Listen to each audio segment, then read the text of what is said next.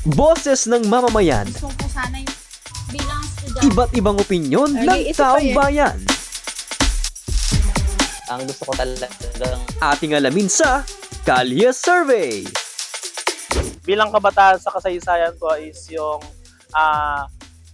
paniniwala po ng mga ibang tao, lalo na po sa mga religion, ayan po, yung magaya lang po, yung mga religion po ngayon, may mga iba-iba pong religions, yung paniniwala po na dapat po respetuhin po natin yung mga kanya-kanya paniniwala po nila, yun po yung ito ng kabataan. Based po sa learnings from our Philippine history subject, kung wala pong kasaysayan today, kung hindi po napag-aralan yung kasaysayan, wala po tayong pagkakakilanlan today as Filipinos kasi yun po yung yun yung nag-shape sa atin as Filipinos today. So, bilang estudyante po, natutunan ko ng mga mahalagang lessons na inanong ating pamandasang lungsod bilang estudyante is, in general po, be a respectful na estudyante. Kasi yun po yung naaralan natin sa school, di ba? And then, kung ano po yung mga natutunan, let's say, being respectful sa law, kahit na hindi walang mga taong nakatingin, gagawin pa rin natin kung ano yung tama natin dahil yun nga yung po yung natutunan sa school. And then, just in general po, be a very good moral person po.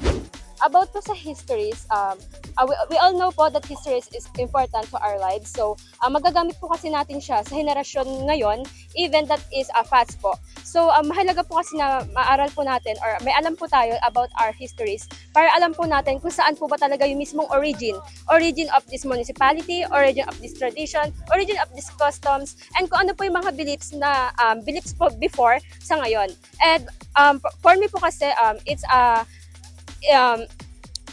a gold for us, lalo na as a young generation po, is a gold po. Kasi po, that's our treasure. Treasure po of one a community, one nationwide. History po kasi sa atin is hindi po dapat siya nawawala. Kasi doon po tayo nagbe-base sa mga artifacts, beliefs, and kung ano po ba yung nagawa po ng kasaysayan natin at kaya po natin ipagmalaki sa henerasyon po natin ngayon.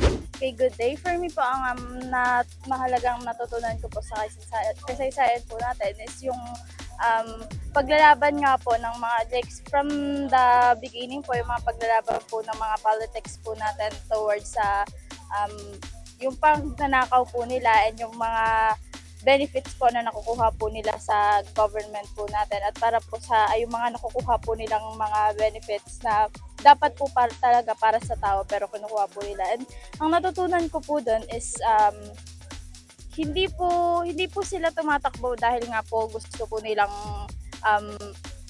nilang suportahan po yung Pilipinas or gusto po nilang mapabuti po. Ang nakita ko po kasi tumatakbo po sila dahil po alam po nila meron po silang makukuha at meron po silang benefits na nakukuha po.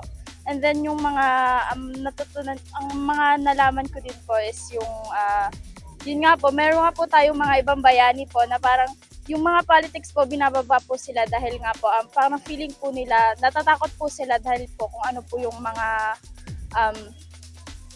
yung ano po yung pinapaglaban po nila, alam po nilang matatalo po sila doon. Yung maaangatan po sila, ganun po. Nowadays, kailangan natin gamitin yung voice natin para maipaglaban yung rights natin. Kasi sa kalagayan natin ngayon, if hindi tayo paglalaban ng gobyerno, dapat kaya natin ipaglaban yung sarili natin at yung mga mamamayan natin. And as an activist myself, marami ako na-encounter ng mga discrimination laban sa mga activists. So, no to discrimination kasi ang mga activist ang mga dahilan kung bakit meron tayong freedom, meron tayong free education at marami pang iba kung bakit natin nagagamit yung rights natin dahil yun sa mga activists. So, history, as we may know po, it includes all the important accounts or events, documents na related sa ating bansa. So, to answer the question, as